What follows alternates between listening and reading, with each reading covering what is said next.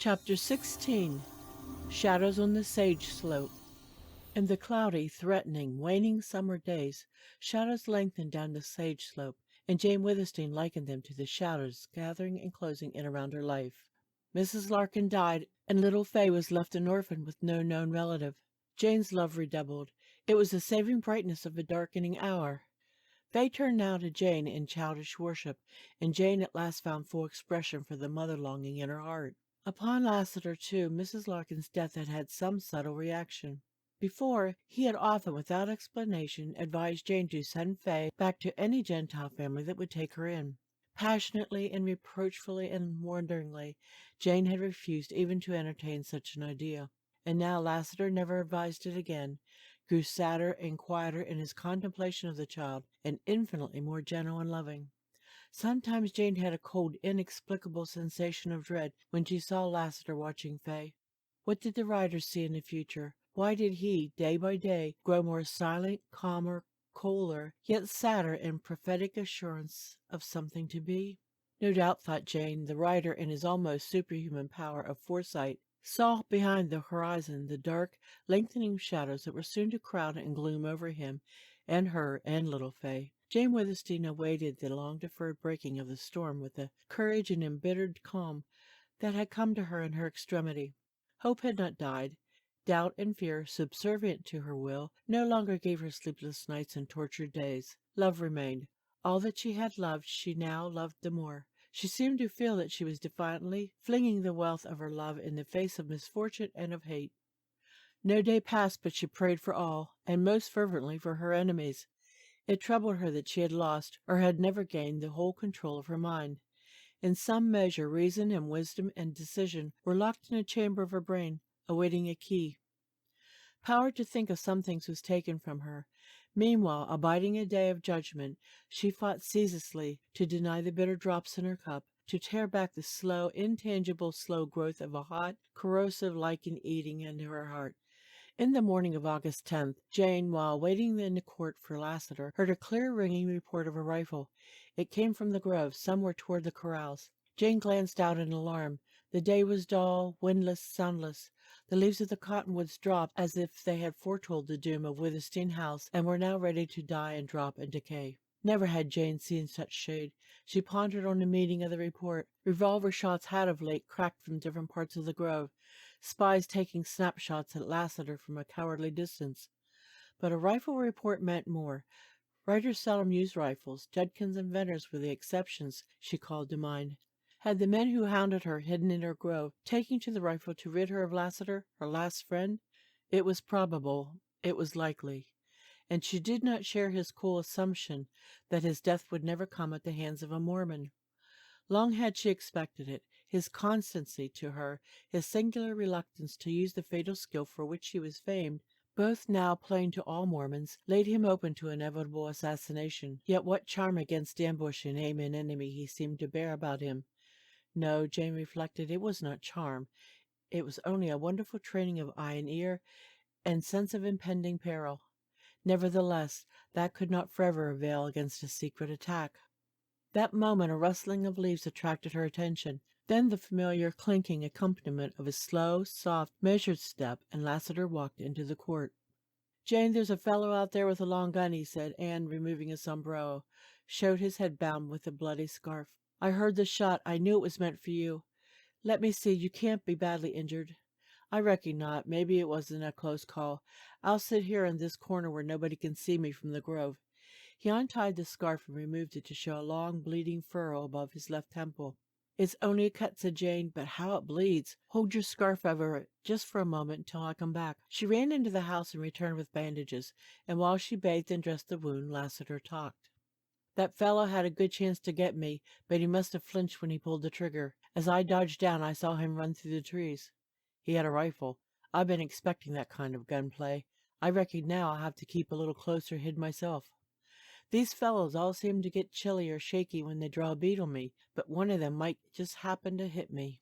Won't you go away? Leave Cottonwoods as I've begged you to. Before someone does happen to hit you," she appealed to him. "I reckon I'll stay. But, oh, Lassiter, your blood will be on my hands."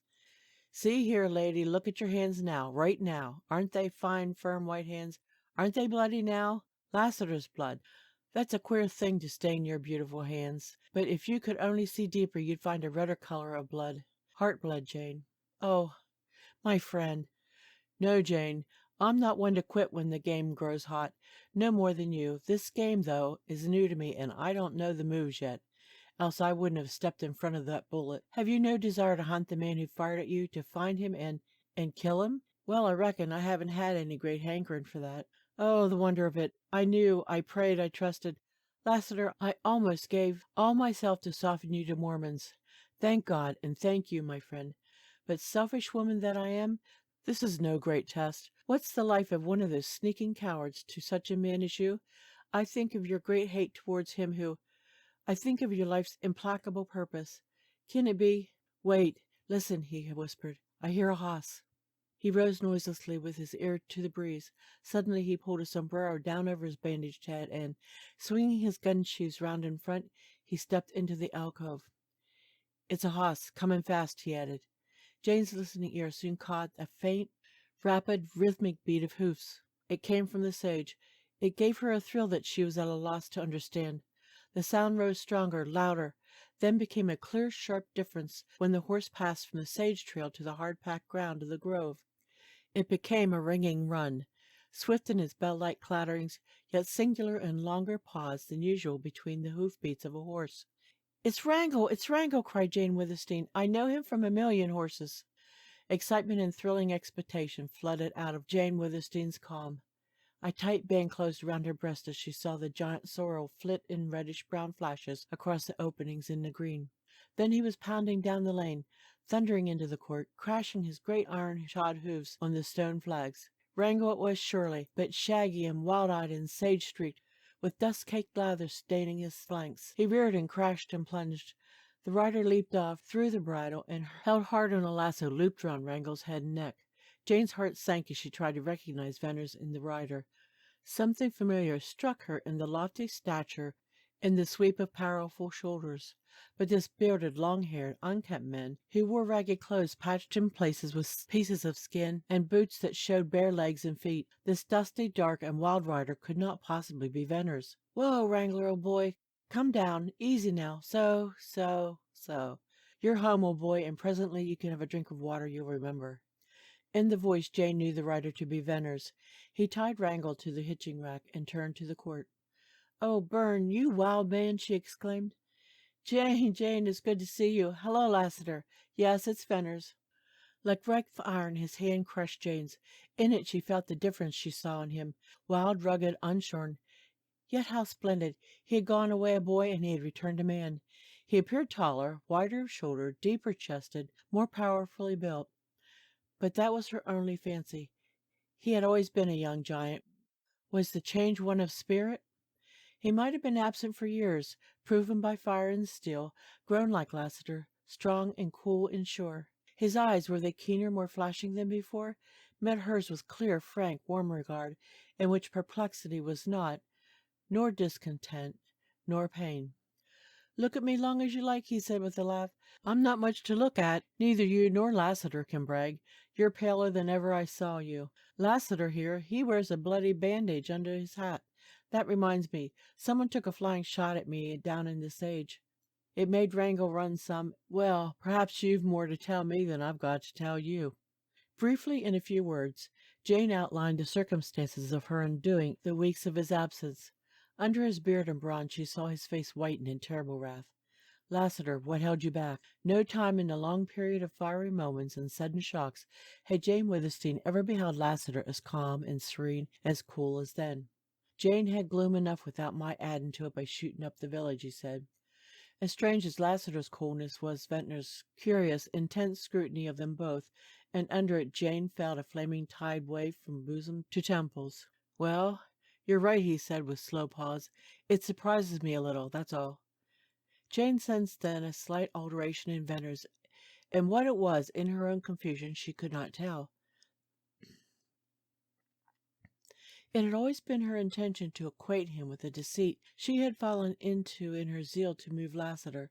She did not mean to spare herself, yet now, at the moment, before these riders, it was an impossibility to explain. Ventnor was speaking somewhat haltingly, without his former frankness. I found Oldring's hiding place in your red herd. I know. I'm sure there was a deal between Tull and Oldring. He paused and shifted his position in his gaze. He looked as if he wanted to say something that he found beyond him. Sorrow and pity and shame seemed to contend for mastery over him. Then he raised himself and spoke with effort. Jane, I've cost you too much. You've almost ruined yourself for me. It was wrong, but I'm not worth it. I never deserved such friendship. Well, maybe it's not too late. You must give me up. Mind, I haven't changed. I'm just the same as ever. I'll see Tull when I'm here and tell him to his face. Bern, it's too late, said Jane. I'll make him believe, cried Ventnor violently. You ask me to break our friendship? Yes, if you don't, I shall. Forever? Forever. Jane sighed. Another shadow had lengthened down the sage slope to cast further darkness upon her. A melancholy sweetness pervaded her resignation. The boy who had left her had returned a man, nobler, stronger, one in whom she divined something unbending as steel. There might come a moment later when she would wonder why she had not fought against his will, but just now she yielded to it. She liked him as well. Nay, more, she thought, only her emotions were deadened by the long, menacing wait for the bursting storm. Once before she had held out her hand to him, when she gave it. Now she stretched it tremblingly forth in acceptance of the decree circumstance had laid upon them. Ventnor bowed over it and kissed it, pressed it hard, and half stifled a sound very like a sob. Certain it was that when he raised his head, tears glistened in his eyes. Some women have a hard lot, he said huskily. Then he shook his powerful form, and his rags lashed about him. I'll say a few things to Tull when I meet him. Bern, you'll not draw on Tull? Oh, that must not be. Promise me. I promise you this, he interrupted, in stern passion that thrilled while it terrorized her. If you say one more word for that plotter, I'll kill him as I would a mad coyote. Jane clasped her hands. Was this fiery-eyed man the one whom she had once made as wax to her touch? Had Ventnor's become Lassiter, and Lassiter Ventnor's? I'll say no more, she faltered. Jane, Lassiter once called you blind, said Ventnor's. It must be true, but I won't upbraid you. Only don't rouse the devil in me by praying for Tull. I'll try to keep cool when I meet him, that's all. Now there's one more thing I want to ask you, the last. I found a valley down in the pass. It's a wonderful place. I intend to stay there. It's so hidden I believe no one can find me. There's good water and browse and game. I want to raise corn and stock. I mean to take in supplies. Will you give them to me? Assuredly, the more you take, the better you'll please me. Perhaps the less my enemies will get. Ventnor's, I reckon you'll have trouble packing anything away, put in Lassiter. I'll go at night. Maybe that wouldn't be the best. You're sure to be stopped. You'd better go early in the morning, say just after dawn. That's the safest time to move around here. Lassiter, I'll be hard to stop, returned Ventnor darkly. I reckon so. Bern, said Jane, go first to the writer's quarters and get yourself a complete outfit. You're a sight. Then help yourself to whatever else you need. Burros, packs, grain, dried fruits and meat. You must take coffee and sugar and flour, all kinds of supplies. Don't forget corn and seeds. I remember how you used to starve. Please, please take all you can pack away from here. I'll make a bundle for you, which you mustn't open till you're in your valley. How I'd like to see it. To judge by you and Wrangle, how wild it must be. Jane walked down to the outer court and approached the sorrel. Upstarting, he laid back his ears and eyed her. Wrangle, dear old Wrangle, she said, and put a caressing hand on his matted mane. Oh, he's wild, but he knows me. Bern, can he run as fast as ever? Run? Jane, he's done 60 miles since last night at dark, and I could make him kill Black Star right now in a 10-mile race. He never could, protested Jane. He couldn't even if he was fresh. I reckon maybe the best horse will prove himself yet, said Lassiter. And Jane, if it comes to that race, I'd like you to beat on Wrangle. I like that too, rejoined Ventnor, but Jane, maybe Lassiter's hint is extreme. Bad as your prospects are, you'll surely come to the running point. Who knows, she replied with a mournful smile. No, no, Jane, it can't be as bad as all that. As soon as I see Tull, there'll be a change in your fortunes. I'll hurry down to the village. Now don't worry. Jane retired to the seclusion of her room. Lassiter's subtle forecasting of disaster, Ventnor's forced optimism, neither remained in mind. Material loss weighed nothing in the balance of other losses she was sustaining. She wondered dully at her sitting here, hands folded listlessly, with a kind of numb deadness to the passing of time and the passing of her riches. She thought of Ventnor's friendship. She had not lost that, but she had lost him. Lassiter's friendship, that was more than love. It would endure, but soon he, too, would be gone.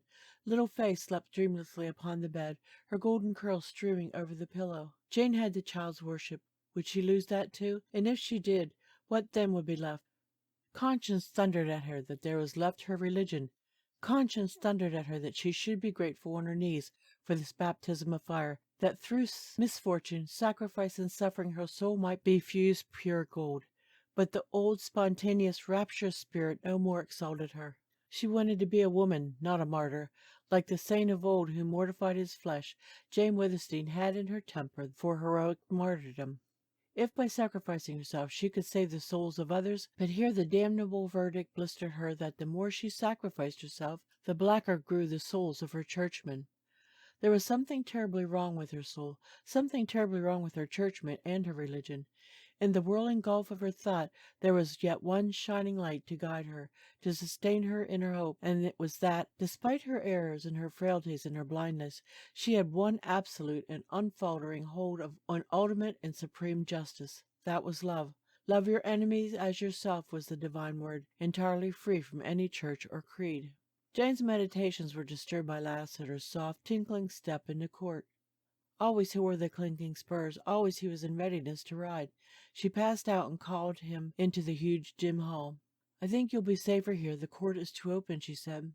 "I reckon," replied Lassiter, "and it's cooler here. The day's sure muggy. Well, I went down to the village with Venners." "Already? Where is he?" queried Jane in quick amaze. "He's at the corrals. Blake's helping him get the burros and packs ready. That Blake is a good fellow." Did Bern meet Tull?" "I guess he did," answered Lassiter, and he laughed dryly. "Tell me. Oh, you exasperate me. You're so cool, so calm. For heaven's sake, tell me what happened." "The first time I've been in a village for weeks," went on Lassiter, mildly. "I reckon there ain't been more of a show for a long time. Me and Venners walking down the road. It was funny. I ain't saying anybody was particularly glad to see us. I'm not much thought of hereabouts. And Venners, he sure looks like what you called him, a wild man. Well, there was some running of folks before we got to the stores.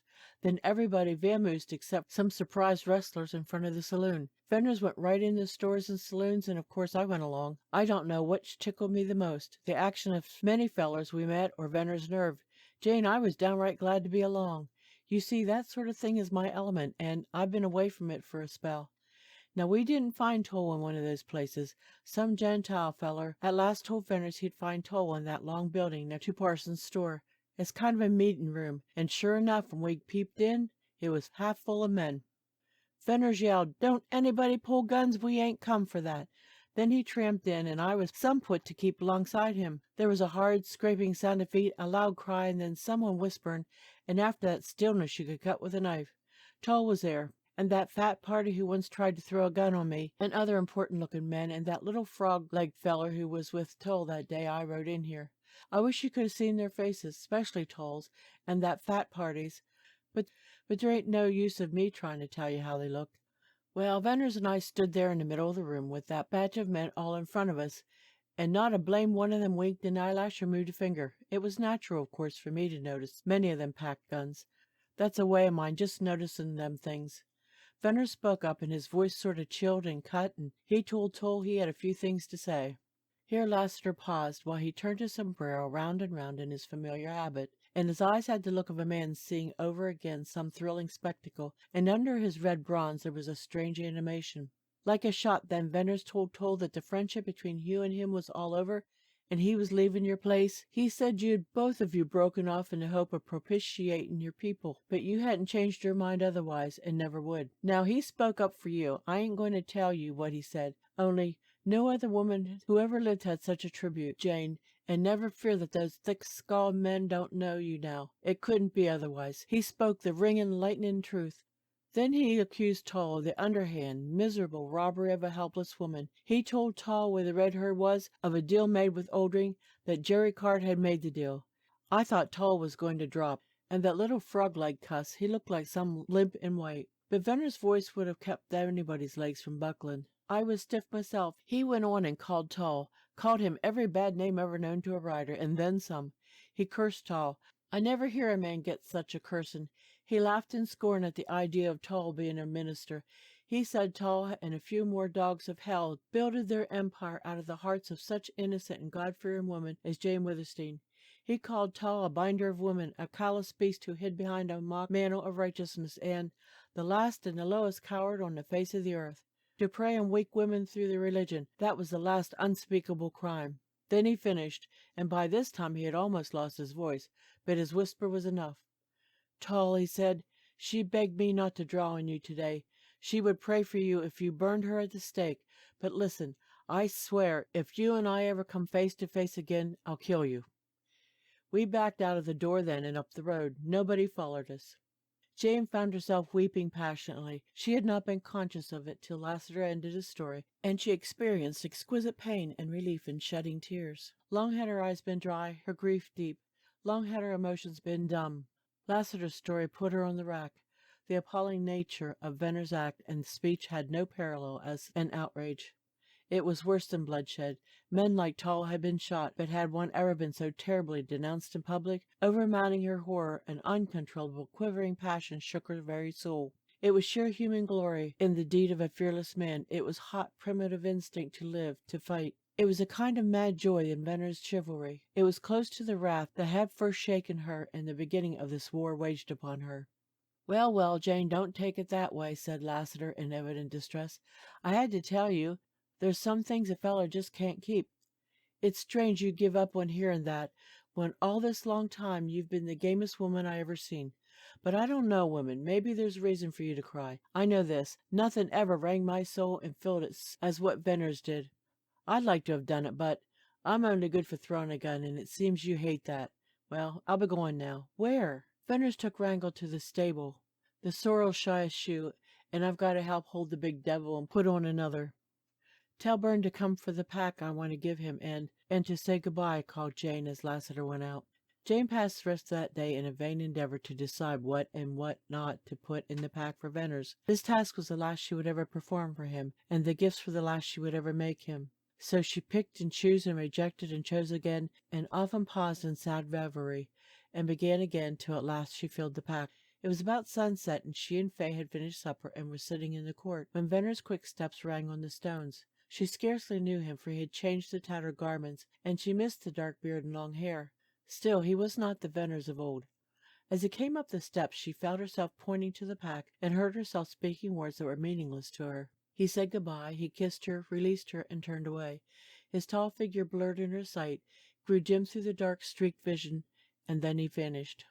Twilight fell around Withersteen House, and dusk and night. Little Fay slept, but Jane lay with strained, aching eyes. She heard the wind moaning in the cottonwoods and mice squeaking in the walls. The night was interminably long, yet she prayed to hold back the dawn. What would another day bring forth? The blackness of her room seemed blacker for the sad, entering gray of the morning light. She heard the chirp of awakening birds, and fancied she caught a faint clatter of hoofs. Then the low, dull, distant throbbed a heavy gunshot. She had expected it, was waiting for it. Nevertheless, an electric shock checked her heart, froze the very living fiber of her bones. That vice-like hold on her faculties apparently did not relax for a long time, and it was a voice under her window that released her. Jane! Jane! Softly called Lassiter. She answered somehow. It's all right. Venner's got away. I thought maybe you'd heard that shot, and I was worried some. What was it? Who fired? Well, some fool feller tried to stop Venner's out there in the sage, and he stopped lead. I think it'll be all right. I haven't seen or heard any other fellows around. Venner's will go through safe. And Jane, I've got bells saddled, and I'm going to trail Venner's. Mind, I won't show myself until he falls foul of somebody or needs me. I want to see if this place where he's going is safe for him. He says nobody can track him there. I've never seen a place that I couldn't track a man to. Now, Jane, you stay indoors while I'm gone and keep close watch on Fay, will you? Yes, oh yes. And another thing, Jane, he continued, then paused for long. Another thing. If you ain't here when I come back, if you're gone, don't fear, I'll trail you. I'll find you out. My dear Lassiter, where could I be gone, as you put it? Asked Jane in curious surprise. I reckon you might be somewhere, maybe tied up in an old barn, or corralled in some gulch, or chained in a cave. Milly Ern was till she give in. Maybe that's news to you. Well, if you're gone, I'll hunt for you. No, Lassiter, she replied, sadly and low. If I'm gone, just forget the unhappy woman whose blinded, selfish deceit you repaid with kindness and love." She heard a deep muttering curse under his breath, and then silvery tinkling of his spurs as he moved away. Jane entered upon the duties of that day with a settled, glooming calm. Disaster hung in the dark clouds, in the shade, in the human west wind. Blake, when he reported, appeared without his usual cheer, and Jerd wore a harassed look of a worn and worried man. And when Judkins put in an appearance, riding a lame horse and dismounted with the cramp of a rider, his dust-covered figure and his darkly grim, almost dazed expression told Jane of dire calamity. She had no need for words. "Miss Withersteen, I have to report. Loss of the white herd," said Judkins hoarsely. "Come, sit down. You look played out," replied Jane solicitously. She brought him brandy and food, and while he partook of refreshments, of which he appeared badly in need, she asked no questions. "No one rider could have ever done more, Miss Withersteen," he went on presently. "Judkins, don't be distressed. You've done more than any other rider. I've long expected to lose the white herd. It's no surprise. It's in line with other things that are happening. I'm grateful for your service. Miss Withersteen, I knew how you'd take it, but if anything, that makes it harder to tell. You see, a fellow wants to do so much for you, and I've got fond of my job. We led the herd a ways off to the north of the break in the valley. There was a big level and pools of water and tip-top browse, but the cattle was in a high nervous condition, wild as antelope. You see, they'd been so scared they never slept. I ain't a-going to tell you of the many tricks that were pulled off out there in the sage, but there wasn't a day for weeks that the herd didn't get started to run. We alls managed to ride them close and drive them back and keep them bunched. Honest, Miss Withersteen, them steers was thin. They was thin when water and grass was everywhere. Thin at this season. That's telling you how your steers was pestered. For instance, one night a strange running streak of fire run right through the herd. That streak was a coyote with an oiled and blazing tail, for I shot it and found out. We had hell with the herd that night, and if the sage and the grass hadn't been wet, we, hosses, steers, and all would have burned up. But I said I wasn't going to tell you any of the trick. Strange now, Miss Withersteen, when the stampede did come, it was from natural cause, just a whirling devil of dust. You've seen it like that often, and this was no big whirl, for the dust was mostly settled. It had dried out in a little swale, and ordinarily no steer would ever have run for it. But the herd was nervous and wild, and just as Lassiter said, when that bunch of white steers got moving, they was as bad as buffalo. I've seen some buffalo stampedes back in Nebraska, and this bolt of steers was the same kind. I tried to mill the herd just as Lassiter did, but I wasn't equal to it, Miss Withersteen. I don't believe the rider lives that could have turned that herd. We kept along of the herd for miles, and more'n one of my boys tried to get the steers a-millin'. It wasn't no use. I reckon somebody has dragged dead or wounded men out to where there was hosses in the sage. We got off level ground, going down, and then them steers ran something fierce. We left the little gullies and washes level full of dead steers. Finally, I saw the herd was making to pass a kind of low pocket between ridges. There was a hogback, as we used to call 'em, a pile of rocks sticking up, and I saw the herd was going to split around it or swing out to the left, and I wanted them to go to the right so maybe we'd be able to drive them into the pocket. So with all my boys except 3, I rode the herd and turned the herd a little to the right. We couldn't budge 'em. They went on and split around the rock, and the most of 'em turned sharp to the left by a deep wash we hadn't seen. Had no chance to see. The other 3 boys, Jimmy Vale, Joe Willis, and that little Cairns boy, a nervy kid, they, with Cairns leading, tried to buck that herd round to the pocket. It was a wild fool idea. I couldn't do nothing. The boys got hemmed in between the steers and the wash, that they hadn't no chance to see either. Vale and Willis was run down right before our eyes, and Cairns, who rode a fine horse, he did some riding I never seen equaled, and would have beat the steers if there'd been any room to run in. I was high up and could see how the steers kept spilling by 2s and 3s over into the wash. Cairns put his hoss to a place that was too wide for any hoss, and broke his neck and the hoss's too. We found out after. And as for Vale and Willis, 2,000 steers ran over the poor boys. There wasn't much left to pack home for burying. And Miss Withersteen, that all happened yesterday, and I believe if the white herd hadn't run over the wall of the pass, it's running yet. On the morning of the 2nd day after Judkins' recital, during which time Jane remained indoors, a prey to regret and sorrow for the boy riders, and a new and now strangely insistent fear for her own person. She again heard what she had missed more than she dared honestly confess, the soft jingling step of Lassiter. Almost overwhelming relief surged through her, a feeling as akin to joy as any she could have been capable of in those gloomy hours of shadow, and one that suddenly stunned her with the significance of what Lassiter had come to mean to her.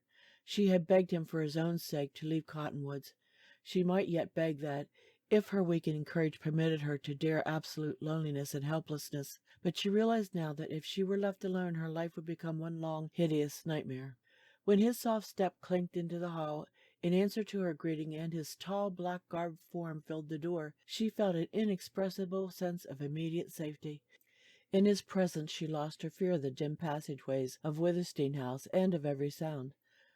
Almost it had been that, when he entered the court or the hall, she had experienced a distinctly sickening but gradually lessening shock at the sight of the huge black guns swinging at his sides. This time the sickening shock again visited her. It was, however, because a revealing flash of thought told her that it was not alone Lassiter who was thrillingly welcome, but also his fatal weapons. They meant so much. How she had fallen, how broken and spiritless she must be, to have still the same old horror of Lassiter's guns and his name, yet feel somehow a cold shrinking protection in their law and might and use. "Did you trail Venner's find his wonderful valley?" she asked eagerly. "Yes, and I reckon it's sure a wonderful place. Is he safe there?" "That's been bothering me some. I tracked him, and part of the trail was the hardest I ever tackled. Maybe there's a rustler or somebody in his country who's as good at tracking as I am. If that's so, Venner's ain't safe. Well, tell me all about Bern and his valley." To Jane's surprise, Lassiter showed disinclination for further talk about his trip. He appeared to be extremely fatigued. Jane reflected that 120 miles, with probably a great deal of climbing on foot, all in 3 days, was enough to tire any rider. Moreover, it presently developed that Lassiter had returned in a mood of singular sadness and preoccupation. She put it down to a moodiness over the loss of her white herd and now the precarious condition of her fortune. As nothing happened, Jane's spirits began to brighten. Once in her musings she thought that this tendency of hers to rebound was as sad as it was futile. Meanwhile she had resumed her walks through the grove with little Fay. One morning she went as far as the sage. She had not seen this slope since the beginning of the rains, and now it bloomed a rich, deep purple. There was a high wind blowing, and the sage tossed and waved and colored beautifully from light to dark. Clouds scudded across the sky, and their shadows sailed darkly down the sunny slope. Upon her return to the house, she went by the lane to the stables, and she had scarcely entered the great open space with its corrals and sheds when she saw Lassiter hurriedly approaching. Fay broke from her, and running to a corral fence, began to pat and pull the long hanging ears of a drowsy burro. One look at Lassiter armed her for a blow. Without a word he led her across the wide yard to the rise of the ground upon which the stable stood. "Jane, look," he said, and pointed to the ground. Jane glanced down, and again, upon steadier vision, made out the splotches of blood on the stones, and broad smooth marks in the dust, leading out toward the sage. "What made these?" she asked. "I reckon somebody has dragged dead or wounded men out to where there was hosses in the sage." "Dead or wounded men? I reckon, Jane. Are you strong? Can you bear up?" His hands were gently holding hers, and his eyes, suddenly she could no longer look into them. "Strong?" she echoed, trembling. I will be." Up upon the stone-flagged drive, nicked with the marks made by iron-shod hoofs of her racers, Lassiter led her, his grip ever growing firmer. "Where's Blake and Gerb?" she asked haltingly. "I don't know where Gerb is. Bolted, most likely," replied Lassiter, as he took her through the stone door. "But Blake, poor Blake, he's gone forever. Be prepared, Jane." With a cold prickling of her skin, with a queer thumbing in her ears, with fixed and staring eyes, Jane saw a gun lying at her feet with chamber swung and empty, and discharged shells scattered everywhere. Outstretched upon the stable floor lay Blake, ghastly white, dead, one hand clutching a gun and the other twisted in his bloody blouse. "Whoever the thieves were, whether your people or rustlers, Blake killed some of them," said Lassiter. "Thieves? I reckon. Hoss thieves. Look." Lassiter waved his hand toward the stalls. The first stall, Bell's stall, was empty. All the stalls were empty. No racer whinnied and stamped greeting to her. Night was gone. Black Star was gone. End of chapter 15.